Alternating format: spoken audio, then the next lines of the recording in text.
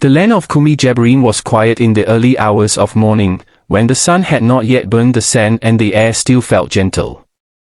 The mountains stood tall and unmoving, their carved faces watching the valley below.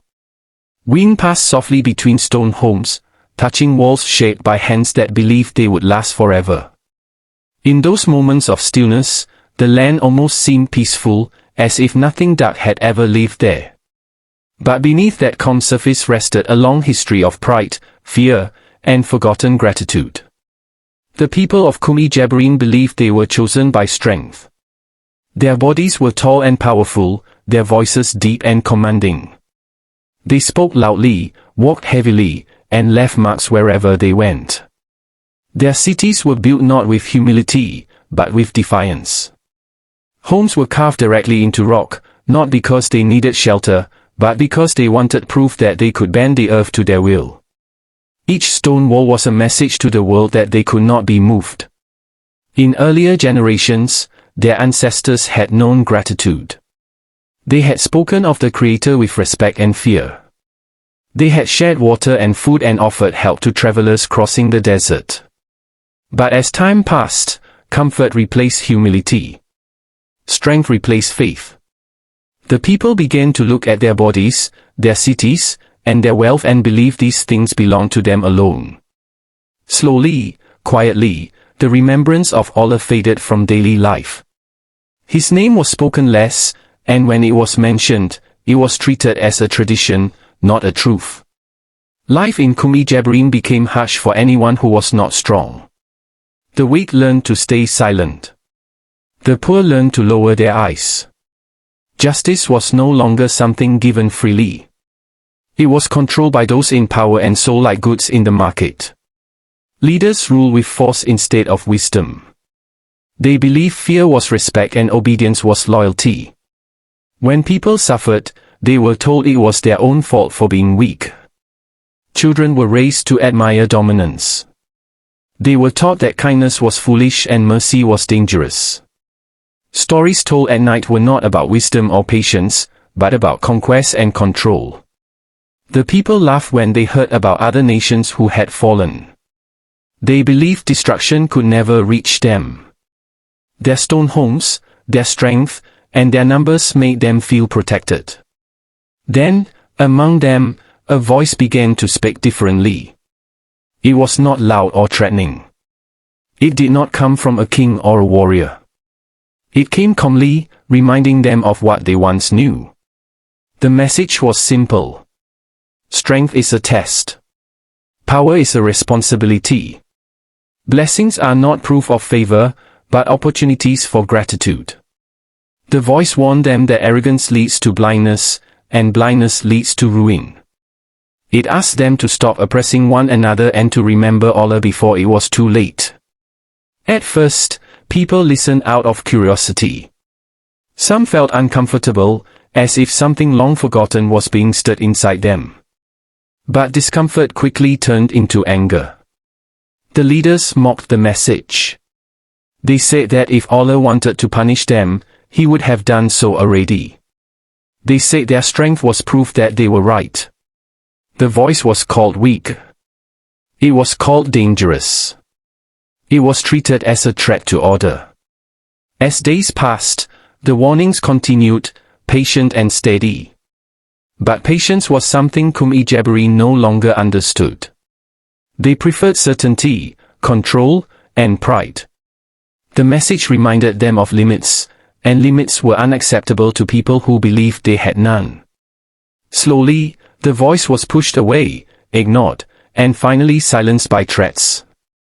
Yet even when the voice faded, the land itself began to speak. The changes were small at first. The wind lingered longer than usual. The air felt heavier in the afternoons. The sky sometimes held strange colors at sunset, deep reds and dark shadows that unsettled even the bravest hearts. Animals grew restless, refusing to drink from familiar water sources. Birds changed their paths, leaving the valley quieter than before. These signs were not sudden or violent. They were gentle, like reminders whispered rather than shouted. Some among Qoom-e-Jabareen felt uneasy. In the silence of night, doubts crept into their thoughts. But when morning came, pride returned. They told themselves that nature obeyed them, just as people did. They laughed at fear and called it weakness. Those who spoke of concern were mocked or warned to remain silent. Oppression grew stronger.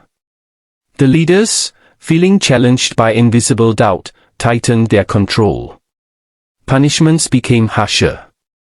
Labor grew heavier. Mercy disappeared completely. The people believed that showing strength would silence any threat, even one they could not see.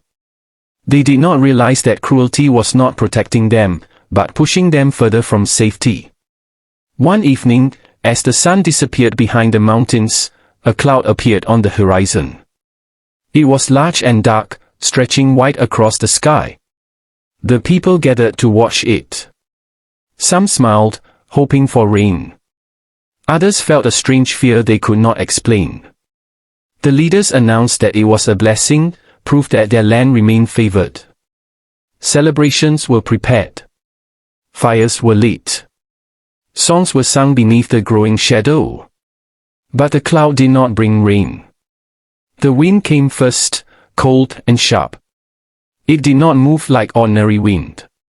It did not pass and fade. It stayed. It pressed against walls and faces.